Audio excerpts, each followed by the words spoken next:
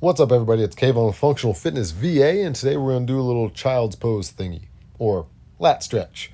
But you can accomplish that with a child's pose, and that's what this most looks like. So here goes a little child's pose type thing, right? I'm not a yoga instructor, so it looks something like this, right? And that's all good. You're stretching the lats, great, fantastic. No pressure on the neck, perfect. But, well, maybe not perfect, but pretty darn good.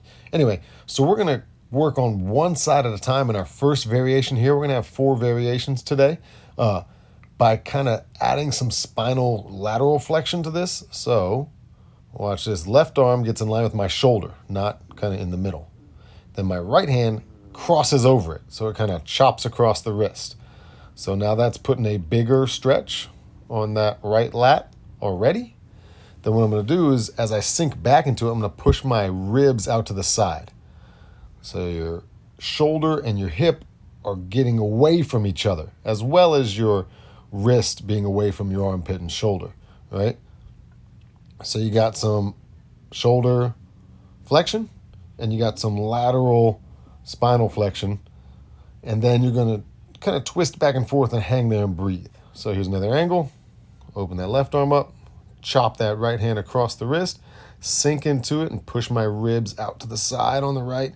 So I'm opening up there, again, further accentuating the lat stretch, as well as a little oblique, a little intercostal, a little serratus, all sorts of things along that side. You can sit there and breathe or move a little bit while you breathe, but that's the first variation. Do both sides, by the way. Now, what we got here is a foam roller we're bringing into the mix. So from the same kind of laying on the ground or kneeling, whatever you want to call it, child's pose situation, I'm going to move now. So as I push my hips back, my hands, and therefore arms, are going to roll forward just a little bit. And with the arms elevated off the ground like this, it gives me a little clearance so that my head can kind of move through, my chest can move through.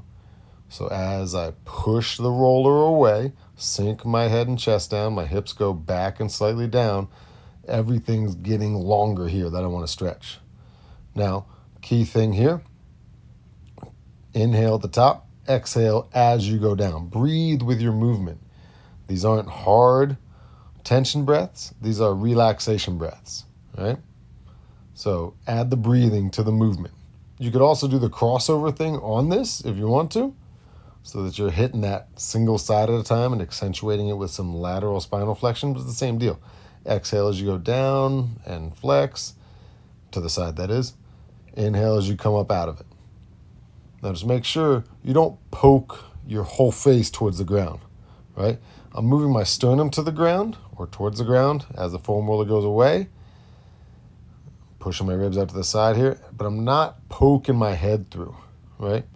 I'm going to tuck my chin a little bit. If your forehead gets to the ground, that's fine, but don't push your head forward or down in this case, because that'll put tension on your neck, and that doesn't feel awesome. But let's get off the knees here. We got 2 more variations up against the wall and windowsill, so let's pop over there for those. Follow me. Here we go, windowsill, right? So if you don't want to get down on your knees because it's uncomfortable, or you just don't want to do it, you got a hard floor, whatever, if you have a countertop or a windowsill or a table, you can use that. So see what I'm doing here? I'm keeping a flat back with a slight little extension in the lumbar, and I'm pushing my hips back slightly as my sternum and face go down. Yeah, notice that.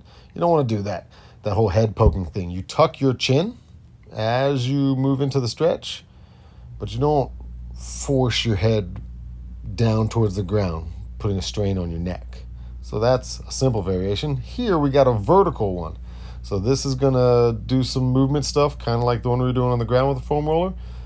Obviously, I'm not kneeling or anything, so I don't have to move through the hips.